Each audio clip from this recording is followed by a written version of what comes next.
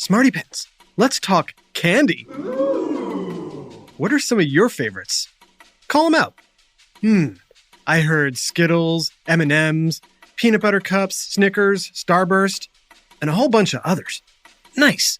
But let me ask you another question. What type of candy comes in every color of the rainbow, is soft and stretchy and super chewy, and can be shaped like a worm, a frog, a shark, a hamburger, soda bottle, fruit, or more?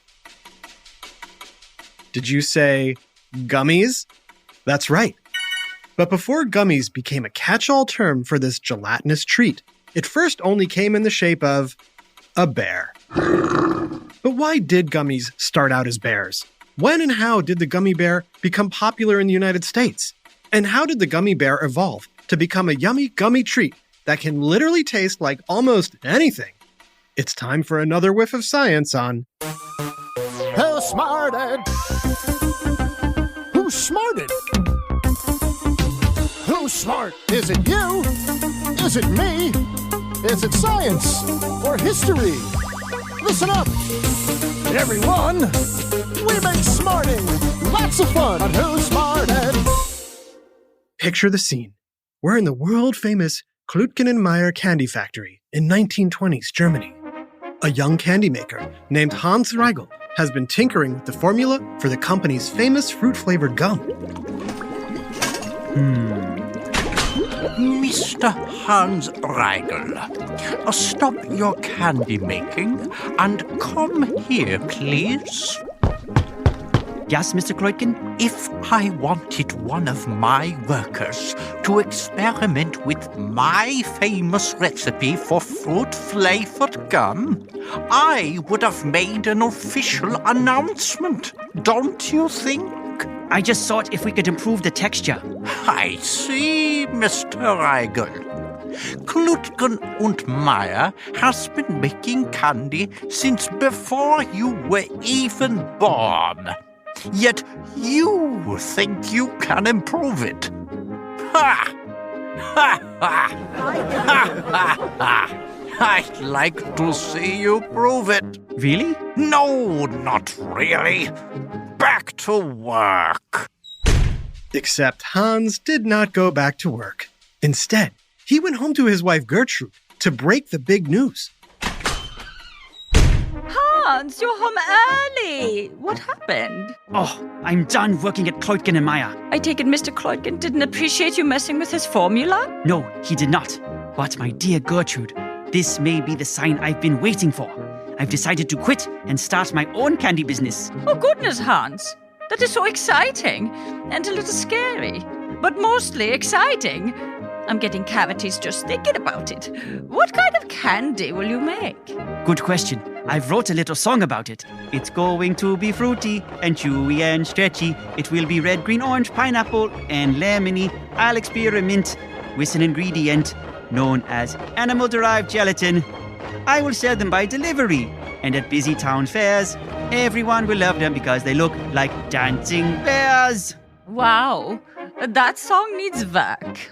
But I believe in your idea. Fair enough. Okay, so the origin story of the gummy bear might not have happened exactly like that, but we're not far off. Hans Riegel quit his job at Klutgen & Meyer to pursue his dream of making candy. And in 1920, he started his own company in his house. Armed with a bag of sugar, a copper kettle, a rolling pin, a stove, and a lot of determination, Hans Riegel was on the verge of inventing gummies. Now, what words come to mind when you think of gummy bears? Go ahead, shout them out. Unless you've never eaten a gummy bear, in which case, you should yell out the reasons why you haven't. Did you say yummy, colorful, soft, sweet, cute, chewy, stuck in your teeth? Okay, those are all great answers. But here's a question that might not be so easy to answer. Why did gummy candies start out as bears? We could tell you, or you could hear it right from the source. Let's give a warm Who Smarted welcome to our special guest, a gummy bear. Introducing Pineapple Bear. How's it going? What's up, kids? And FYI, you can call me P-Bear for short. You got it. So what can you tell us about yourself, P-Bear? For starters, I'm the great gummy bear of Hans Riegel's Gummy Bear Empire in Bonn, Germany. You don't sound German. We gummy bears got so popular around the world that we moved around. I represent the New York area, but my roots are in Bonn. The Riegels thought it was only fair that I do this interview because I'm the most neutral bear. The most neutral? Yep. As pineapple, I'm colorless. All the other bears are brightly colored. It could be misinterpreted as favoritism, you know? Got it. Okay, P-Bear. So how did Hans decide on the gummy bear? After Mr. Riegel launched his company, his non-bear-shaped gummy candies were doing okay. Not spectacular, but okay. He knew he needed a great idea or a gimmick to boost his sales and motivate his employees. And by employees, I mean his wife Gertrude, who was his only employee. In fact, she used to deliver candy by bicycle. Who wants gummies? Anyway, as was German tradition back in the 1920s, Hans and Gertrude loved going to the town fairs, which always had real live dancing bears as a part of the entertainment. And that's when the light bulb in Hans's head lit up. He decided to make his gummies in the shape of those dancing bears. Nice. The first dancing gummy bears were made in 1922 and were actually a little longer and skinnier than what we look like today. I might be biased, but I think we're cuter now that we're shorter and chubbier. Aww. Gotcha. But just making a candy in the shape of a bear wouldn't be enough to revolutionize candy making. So what can you tell us about how gummy bears are made? Mr. Riegel's real ingenuity was in his gummy bear recipe. He was all about improving the texture of his gummies, which, by the way, weren't 100% a new thing.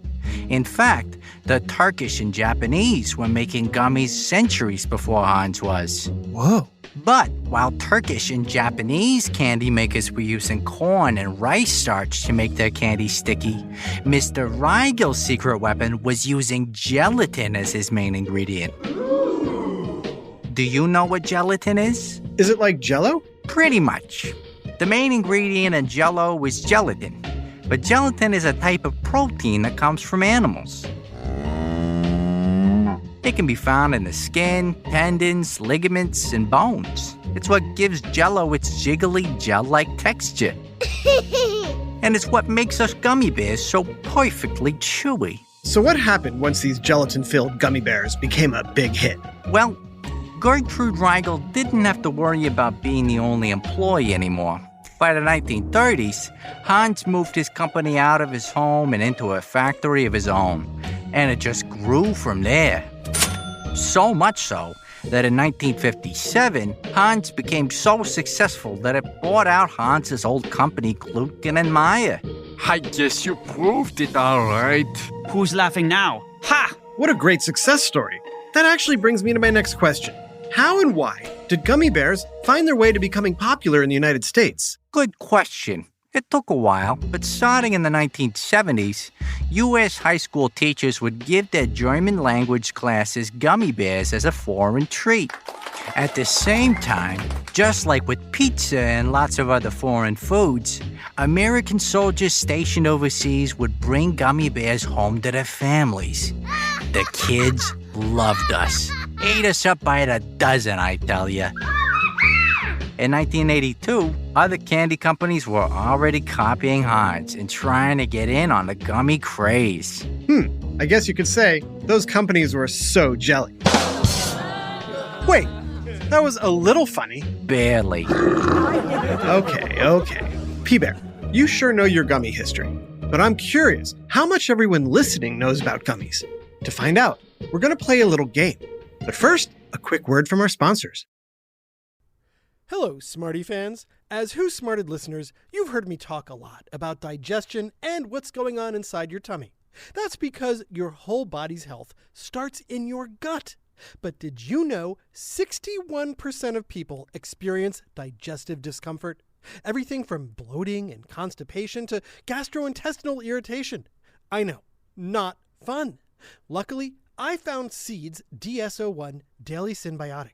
It sets a new standard in probiotics that not only provides relief from occasional digestive discomfort, but also supports healthy gut immune function and promotes smooth, clear, healthy skin. As someone who loves going with his gut, I use Seed's DSO1 Daily Synbiotic every day as part of my daily routine to benefit my gut, skin, and heart health. So listen to your gut with Seed's DSO1 Daily Synbiotic. Go to seed.com/25smarted and use code 25smarted to get 25% off your first month. That's 25% off your first month of Seed's DSO1 Daily Synbiotic at seed.com/25smarted, code 25smarted. I'm Dr. Laurie Santos, host of the Happiness Lab podcast. Making new friends and maintaining old friendships is a great way to boost your happiness. But sadly, we don't always feel up for being sociable. If I was approaching a stranger, my heart would race, I was going to throw up. I just had so much anxiety around it. So in a new season of the show, I'll tackle how to make firm friendships firmer, right through to the joy you can find in talking to total strangers. I'm very much enjoying your animal print scarf, madam. So listen to the Happiness Lab on the iHeartRadio app, Apple Podcasts, or wherever you get your shows. Okay, we're back. Let's see how much you know about gummies. I'm going to ask you 3 questions. See how many you get right. Ready? First question. How many gummies are made per day? Is it A, 25 million, B, 60 million, or C, 100 million? Did you say C, 100 million? You're right. And that's a lot of gummies. And they come in a lot more shapes than bears these days. There's fruits, soda bottles, and teeth, and eyes, and hot dogs, and hamburgers, and dinosaurs, and you name it, it's been gummied. Next question. Can you think of any well-known candy companies famous for making gummies? Is it A, Albanese, B, Trolley, C, Happy Yummies Gourmet Gummies, or D, Brock's? Well, no matter which one you pick, you're right. All of these companies make gummies.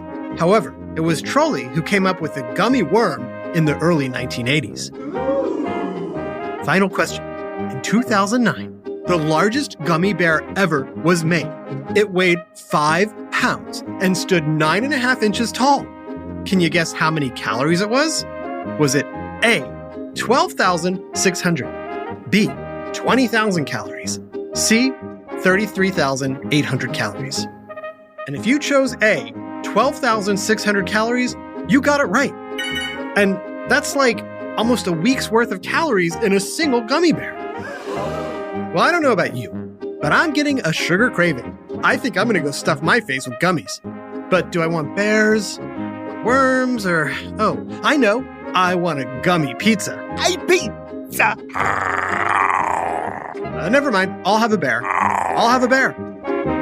This episode, Gummy Bears, was written by Yudi Pack and voiced by Charlotte Cohn, Taya Garland, Jason Williams, and Jerry Colbert. Additional voices, technical direction, and sound design by Josh Hahn. Who Smarted is recorded and mixed at the Relic Room Studios. Our associate producer is Max Kamaski. The theme song is by Brian Suarez. Lyrics written and performed by Adam Tex Davis. Who Smarted was created and produced by Adam Tex Davis and Jerry Colbert. This is an Atomic Entertainment production.